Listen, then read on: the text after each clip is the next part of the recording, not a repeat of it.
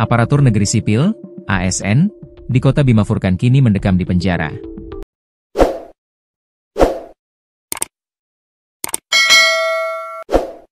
Pria 41 tahun ini diduga menganiaya istrinya SR, 39, hingga tewas pada Senin, 13 Oktober 2025.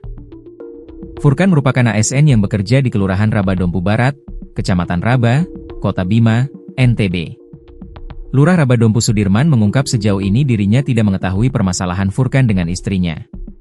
Sepengetahuannya, setiap di kantor, Furkan dikenal ramah dan bersikap baik dengan sesama rekan kerjanya. Walaupun dia seorang bendahara di kantor, tapi pelaku ini tidak pernah cekcok dengan temannya di sini.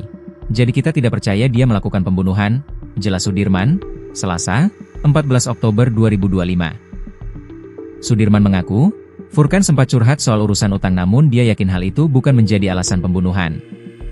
Saya berpikir tidak mungkin gara-gara hutang, mungkin ada persoalan lain kayaknya, bebernya. Sudirman menyebut bahwa pernikahan Furkan dengan SR dikaruniai 4 orang anak. Dia mengaku kenal dekat karena masih ada hubungan keluarga. Termasuk korban maupun pelaku itu juga masih ada ikatan keluarga. Juga saya berkeluarga dengan korban dan pelaku, karena kita satu kompleks di sini, kata dia.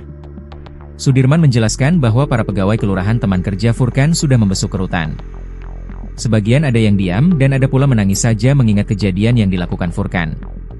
Kami tidak bicara apa-apa tadi, kami hanya terharu menangis saat bertemu dengannya.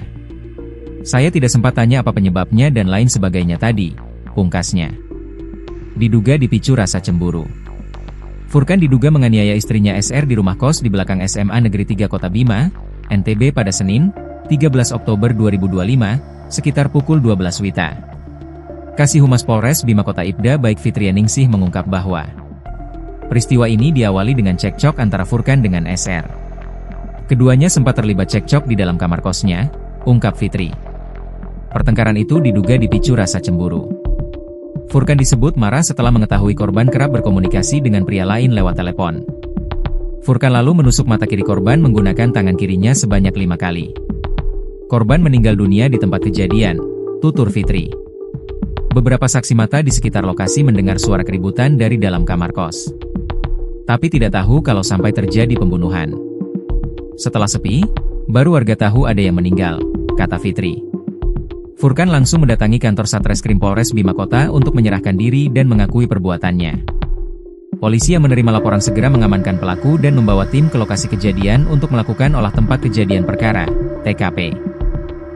Jenazah korban kemudian dievakuasi ke RSUD Bima untuk dilakukan visum et repertum sebelum diserahkan kepada pihak keluarga untuk dimakamkan.